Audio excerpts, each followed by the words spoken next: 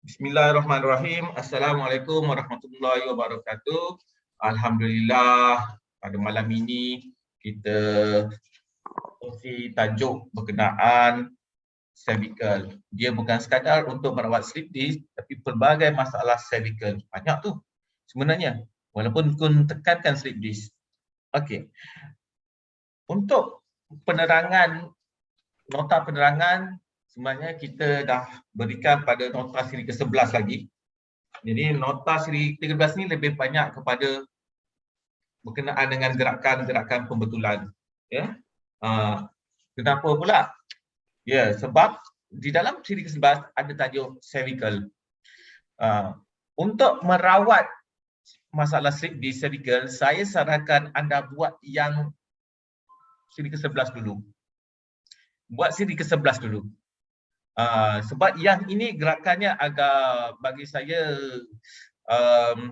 agak detail, agak orang kata mencabar jugalah bagi saya lah. Ya. Jadi saya sarankan anda buat gerakan siri ke-11, ya, lebih mudah, lebih santai lah.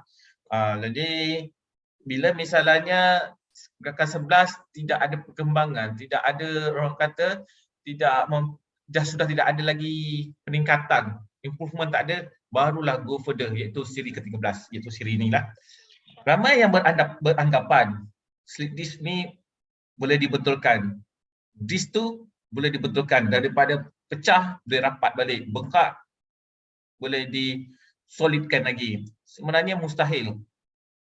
Sebab disc tu dia tidak ada salur darah, tidak ada pemakanan. Tak ada pemakanan yang dibekalkan kepada disc tu. Dia wear and tear. Jadi bagaimana cara rawatannya sebenarnya? Kalau dah luka, dah koyak, maka koyaklah. Macam kita, sekalipun kita ada luka dekat kulit kita, dia akan kekal berparut. Okey. Apa yang kita boleh bantu pada mereka ialah kita mengurangkan radangan. Kita menghindari ada radangan supaya tidak membengkak, menghimpit saraf. Itu satu. Keduanya, tidak kompres oleh tulang belakang. Bila tulang belakang menekan disc ni, dia tidak menekan, kita mengurangkan tekanan graviti ke bawah. Ni andai kata yang hitam ni ialah disc dia. Dia tidak menekan, kita mengurangkan tekanan dia supaya ada ada mempunyai ketebalan ataupun keanjalan pada disc tu, menyerap gegaran ketika berjalan dan sebagainya. Okey, itu anda semua tahulah. Sebenarnya orang yang ada slip disc, dia tidak sakit di tulang belakang untuk kebanyakannya. Dia sakit di tempat lain. Maksudnya ada dajal di sebalik masalah slip disc cervical. Kenapa slip disc yang sini bermasalah tapi sakitnya di tempat lain? Maksudnya ada dajal dia. Jadi dajal itu adalah dalam program Kun Provision. Tapi kat sini dah cover dah sebenarnya. Tapi dajal itu akan disebut di Provision. Sebab di Provision Kun akan fokus kat dajal tu. Tetapi dalam kelas ni cover juga. Cuma Kun tak sebut di manakah dajal tu. Okey? Dajal tu maksudnya dialah yang melaga-lagakan masalah yang kita hadapi. Sedangkan kita ada masalah di tulang belakang, tetapi sakitnya tu betul, azabnya lebih teruk, ya, disebabkan adanya dajal tu. Okey. Kebanyakan pesakit yang saya jumpa, mereka lebih suka makan ubat tahan sakit. Mereka sanggup tak nak teruskan terapi, lebih suka makan yang berasaskan pil yang semudah ditelan, yang boleh konsumi, Panadol ke apa sajalah yang tahan sakit. Inilah yang menyebabkan mereka bertambah teruk di kemudian hari. Sampai satu tahap, ubat tahan sakit pun tak boleh cover. Okey. Itu sebabnya doktor kalau dia nak buat pembedahan sekalipun, dia sarankan buat terapi dulu. Tapi bila dah teruk sangat, dia akan sarankan bedah. Ya. Tetapi saya sarankan sesiapa yang nak buat pembedahan tulang belakang, anda sepatutnya buat SIJ dulu sebelum buat pembedahan. Sebab kalau anda bedah, SIJ tak betul, dia tetap mengimpit. Dia dah Pembedahan berlaku dalam keadaan pinggul anda problem. Pastikan SAJ dibetulkan dulu sebelum kita nak buat pembedahan. Kalau anda nak buat pembedahan lah. Ya. Okey. Okey.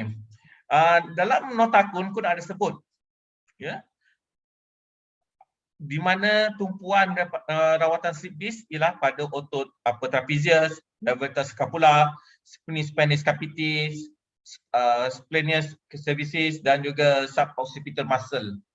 Ini adalah, dalam ni adalah dajal-dajal ni, antara ni adalah dajal dia, ya, yang kun beritahu tadi tu. Itu otot-otot yang di antaranya dajal lah. Okey. Okey. Jadi seperti mana yang aku beritahu tadi, kalau nak merawat, kena mulakan dengan siri yang ke-11 dulu. Barulah kalau tak boleh buat siri ke-13 berperingkat. Jangan rushing sangat, buat satu peringkat. Okey, walaupun siri ke-11 tu ialah pembutaan tengkuk. Tengkuk tu ada di dalam, ada juga masalah cervical. Cover situ dulu.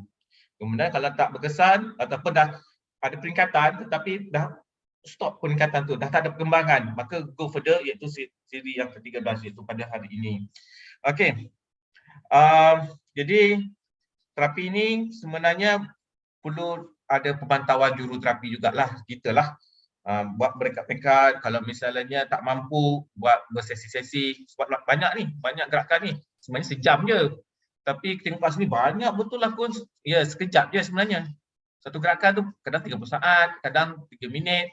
Tak banyak satu gerakan tu, ya. Jadi apa-apa hal pun sebagaimana yang anda tahu, anda kena mulakan dengan longgar sendi, mulakan dengan SAJ, itu wajib. Longgar sendi, SAJ wajib. Tapi yang melonggar sendi di bahagian cervical, kun tak kongsikan. Kun kongsikan melonggar sendi di bahagian bahu. Sebab kun bimbang ketika anda melonggarkan sendi tengkuk, dia dalam keadaan stres yang melampau. Jadi longgarkan sendi bahu dulu. Longgarkan sendi bahu. Lepas tu kalau anda nak pusingkan tengkuk tu ataupun nak putar-putar tu terpulang. Jadi boleh putarkan pun boleh. Ya. Macam cerita Hindustan. Kepala tu kejap ke kiri, kejap ke kanan kan. Gitu kan. Pun boleh. Itu untuk melonggarkan tengkuk. Tetapi pada peringkat awal saya rasa nak melonggar sendi tengkuk ni sangat berisiko lah. Ya, sebab mereka takut keradangan, ya. Melonggar bahu. Bila bahu longgar, insya-Allah tengkuk pun okey. Jadi tumpukan pada melonggar sendi di bahagian bahu. Ingat ya, kalau sakit ketika gerakan tu anda skip je lah, ya, anda skip. Okey. Sebelum kun nak bincang ataupun menunjukkan gerakan-gerakan seterusnya, ada sesiapa nak bertanyakan soalan berkaitan dengan cervical slip disc? Silakan.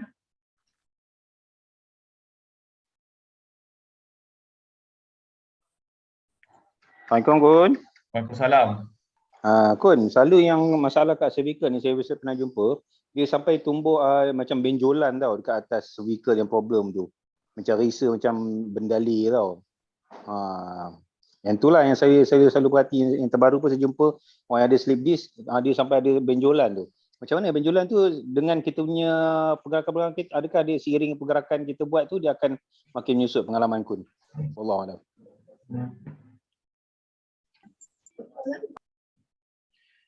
Okey.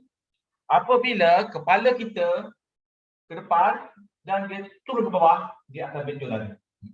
Kepala kita ke depan dan dia turun, maka ada benjolan. Automatik ada benjolan. Muka kita ke depan, forward head dan turun, maka ada benjolan. Jadi macam mana pun kena betulkan bahagian tengkuk dulu. Itu sebabnya kena betulkan tengkuk dulu, baru fokus pada slip disc.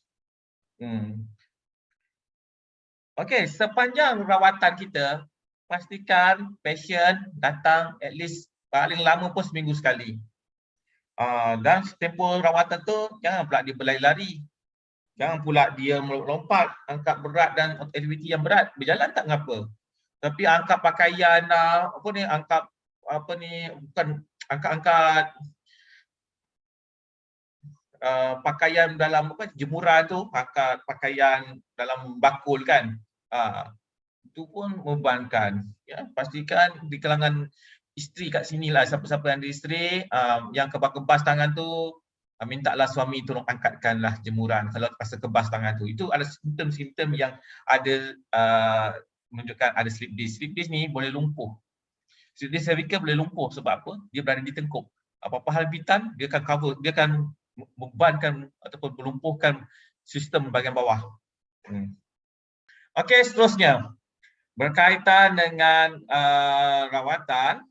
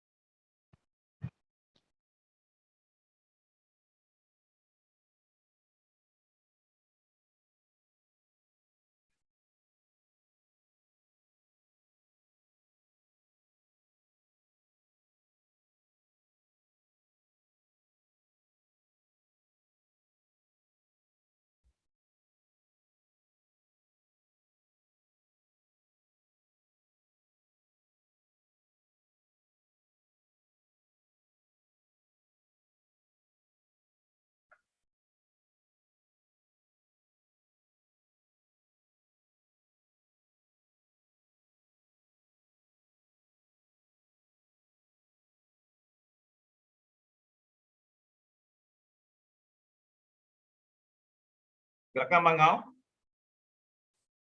Kenapa selepas kita buat rawatan slip disc masih sakit lagi? Salah satu sebabnya ialah disebabkan lutut dengan bahu tidak sejajar.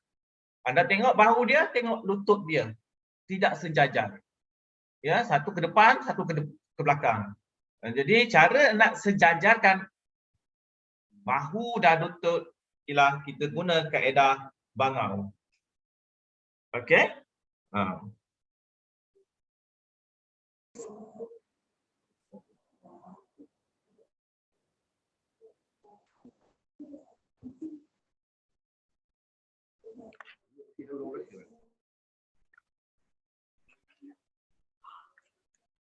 Squat ni, anda tengok nota, cara yang betul dengan cara yang tak betul. Cara yang betul, awak kena naikkan pinggul ataupun punggung tu ke atas supaya dia tidak membebankan lutut. Tengok nota yang diberikan, ya. Ini penting ni untuk menguatkan otot-otot flexor, itu groin dan juga psoas, ya. Jika anda lakukan cara yang salah, maka resultnya tak betul. Kun ada tunjukkan dalam nota tu, satu nota yang kun tunjuk punggungnya ke bawah. Kalau punggung ke bawah akan membebankan lutut. Jadi siapa yang sakit lutut memang saya tak galakkan lah ada buat squat ni. Sebab kebiasaannya mereka sakit lutut. Sebab itulah caranya kena betul. Dan seperti yang dalam nota, kena punggung kena ataupun dinaikkan ke atas supaya di badan dia tegak, ya. Okey, seperti dalam video ini. Maksudnya punggungnya tak turun, ya. Punggungnya tak turun. Punggungnya dianjak ke atas. Okey.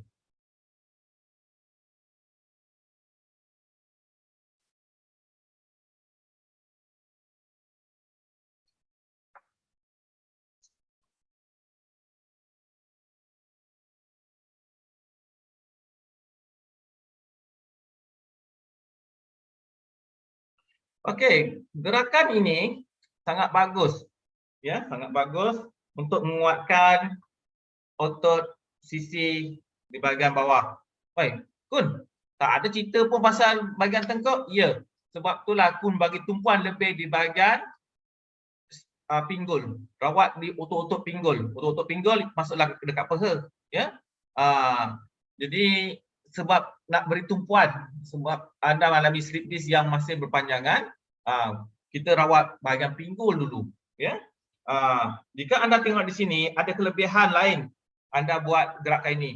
Perasan tak kadang-kadang kita bila kita masanya kita kahak kita berada di sini, nak telannya macam sedung kuat, kahak kita bermain-main dekat tekak, mengganggu pernafasan. Maka inilah caranya nak buat melegakan bahagian sini. Bila anda tekan di situ akan menyebabkan masalah keseimbangan dekat tengkuk ni, keseimbangan kat leher ni. Berada di posisinya. Jadi cairan sinus tu dapat dilepaskan, tidak menyangkut di bahagian sini. Okey, cuba sesiapa yang rasa tersumbat ataupun malam rasa macam tak boleh nafas, dia penuh dengan kelenjar dekat sini, penuh dengan cairan dekat sini. Bolehlah guna style ni, malam ni boleh buatlah ni, ya, sangat membantu. Okey, seterusnya kita tengok gerakan seterusnya.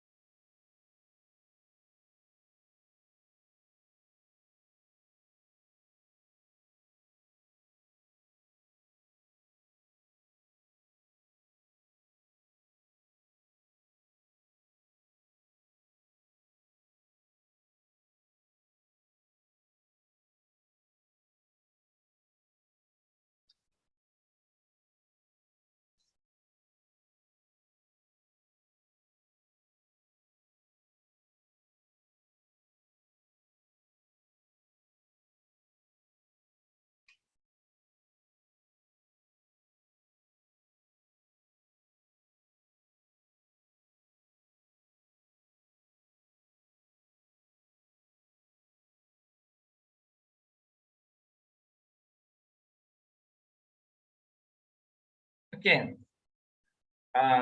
Gerakan ini kalau awak nampak dia bukannya mendongak tetapi dia membelakangkan dia membelakangkan badan ni ke belakang, torasik dengan leher tu sejajar. Maksudnya jangan mendongak. Anda ke belakang dengan seiring dengan torasik, dengan belakang. Itu bahagian torasik, bahagian belakang. Maksudnya jangan mendongak macam itulah. Tetapi sebahagian mereka yang slip disc kekejangan kalau buat macam ni. Oleh itu anda kena pandang bawah, mata pandang bawah. Mata pandang bawah untuk melegakan di bahagian torasik. Kebiasaannya selepas gerakan ini anda dapat rasai perubahan.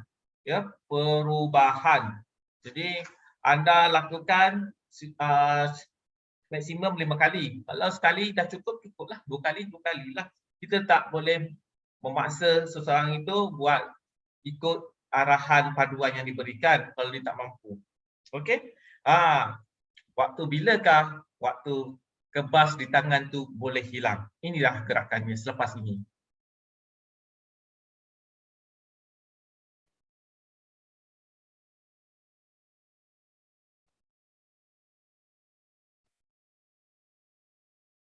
Letak tangan di atas kepala. Letak aja situ.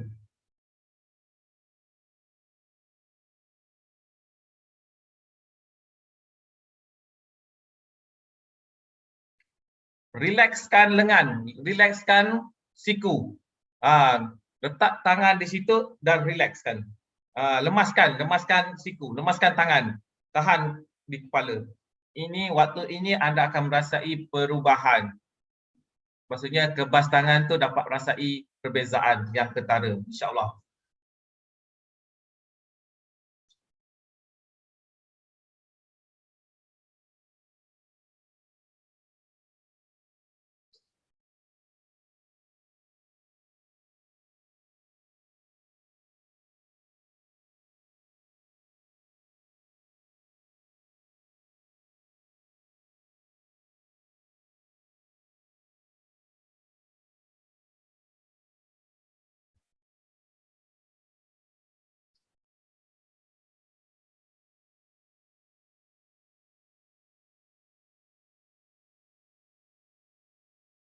Okey.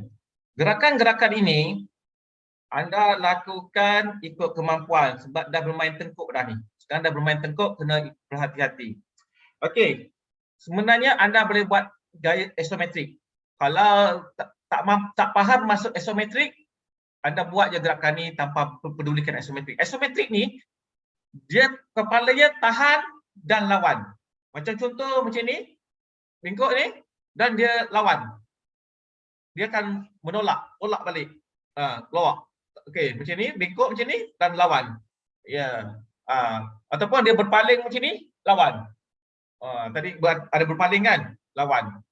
Kalau anda tak faham masuk isometrik, anda skip lah isometrik tu. Tak perlu fikirkan isometrik. Sebab di antara anda mungkin tak faham apa yang dikatakan isometrik. Okey.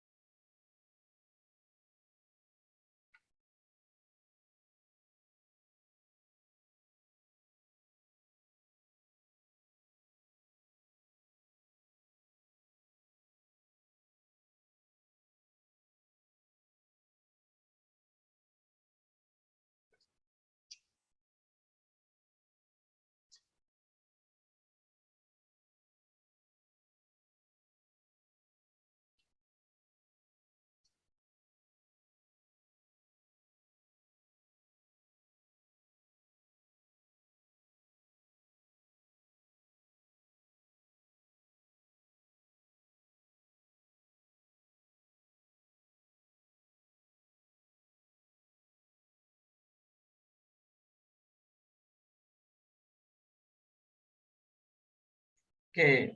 Terdapat 3 hala. Kiri, kanan dan depan. Buatlah 3 ataupun 5 ataupun 7 kali. Ikut kemampuan.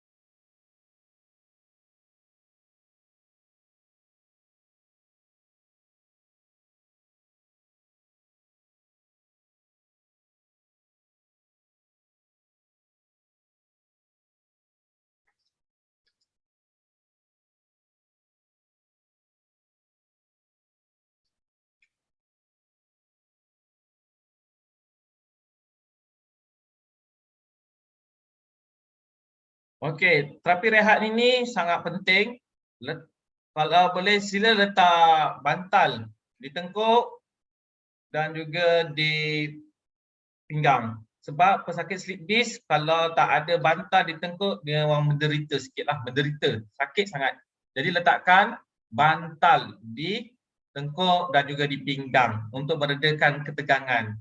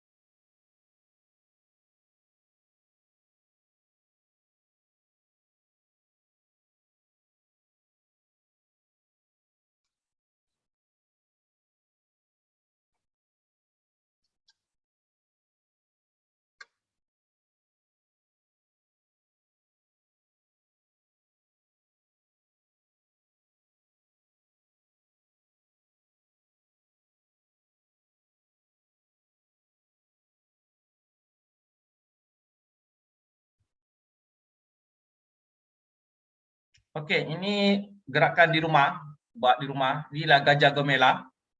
Ini penting untuk menguatkan di bahagian otot-otot tekuk. Dia guna kaedah ini.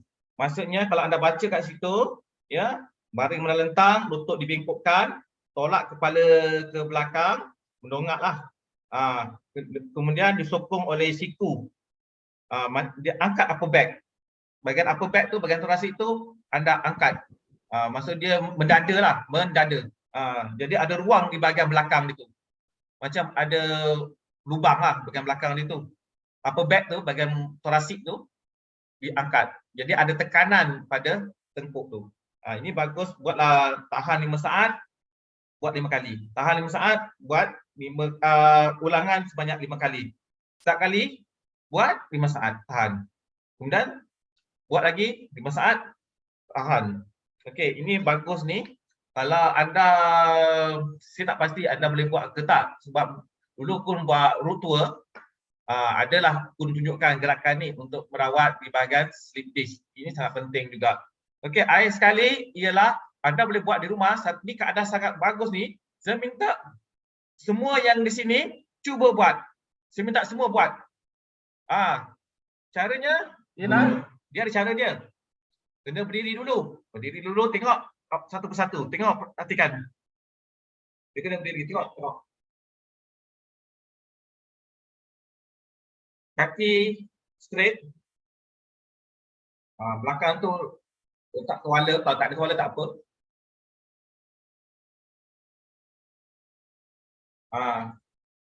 Rukuk tapi dibengkokkan, lentik kan macam tu. Dia lentik macam tu, duduk dan masih lentik lagi badannya. Badannya masih lentik. Perlahan badan terus tegak. Tegak dalam keadaan melentik. Bahunya dipusing ke belakang. Ambil kepala atas telinga, tarik ke atas. Okey. Ataupun kalau tak tahu nak tarik kepala, awak bayangkan buku di atas, tolak ke atas. Nampak ni? Letak buku di atas, tolak ke atas. Itu pun boleh untuk gerakan di rumah. Okey, saya nak minta siapa kat sini yang ada slip disc, ya, tolong buat sama-sama gerakan ini. Siapa yang ada slip disc di rumah? Buat gerakan ni. Yang di rumah ni. Okey, buat sekarang. Okey. Okey, tengok video ni.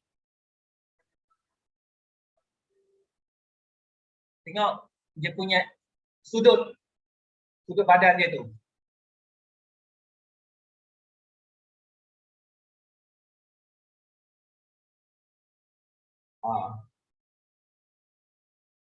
Okey.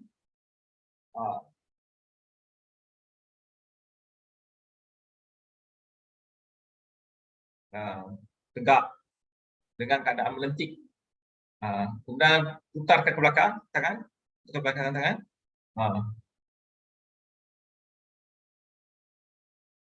Tarik kepala ke atas.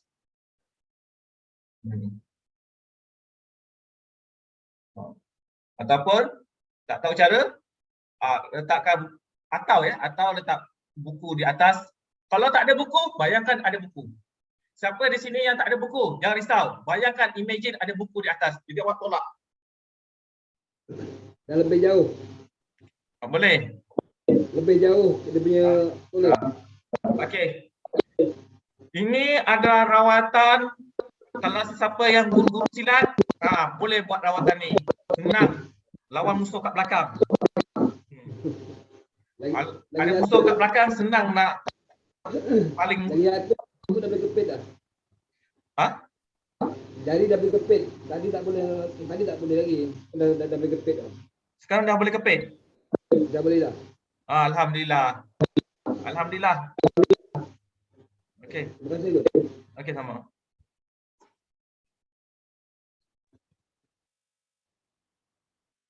Okey. Ada soalan, Kun, saya buat jentayu berdiri, sakit ikut kemampuan. Tak mampu buat bengkok tangan pun tak apa. Janji anda buat jentayu berdiri, itu macam tu kan. Tak mampu, bengkok tangan pun tak mengapa. Bengkok tangan pun tidak mengapa. Jangan paksa diri. Daripada anda sakit melahan, takut keradangan. Takut keradangan. Kun, semuanya sakit, skip je lah senang cerita. Kun, saya nak tanya, jentayu yang dinding tu dengan jentayu yang kat lantai tu, adakah jentayu yang kat lantai tu sebenarnya untuk orang sleep dia boleh membebankan dia orang sehingga Kun modify untuk dinding pula? Kalau anda buat di situ, di mana? Di bawah, dia tak boleh gerakkan ikut kemampuan dia. Dia stres sangat. Maksudnya bahu dia biasanya ada problem. Kalau dia dalam keadaan meniarap, dia sakit, tak boleh nak adjust. Tetapi kalau dia berdiri, dia boleh adjust. Tak mampu diturunkan tangan. Kalau dalam keadaan meniarap, dia nak adjust payah tau. Dia nak adjust, contoh macam ni. Dia sakit, aduh, dia tak boleh. Badan dia jadi bengkok. Dalam keadaan meniarap, badannya jadi bengkok. Dia tak mampu. Jadi lebih senang kalau dalam keadaan berdiri, kalau dia rasa tak mampu, dia turunkan tangan. Simple. Macam tu. Kun, saya perasan dalam nota Kun tu, dia ada satu istilah memanjangkan tulang belakang pun gunakan. Kan? Jadi saya nampak bila Kun sebut tadi, ada bukan masalah sleep disc saja, masalah tulang belakang yang kompres. Ya. Kan? Jadi kat situ saya nampak apa berkaitan dengan memanjang, cara Kun tu nak memanjangkan tulang belakang. Cuba maksudnya cuba Kun ulas sikit dengan pergerakan kita tu nak memanjangkan tulang belakang, melapangkan ke apa tu? Mana renggangan cervical ke? Renggangan cervical. Ya, cervical. Ada istilah Kun gunakan tu. Khususnya yang tadi tolak buku kat atas tu kan. Okey. Dulu Kun selalu cerita pasal senaman pahlawan.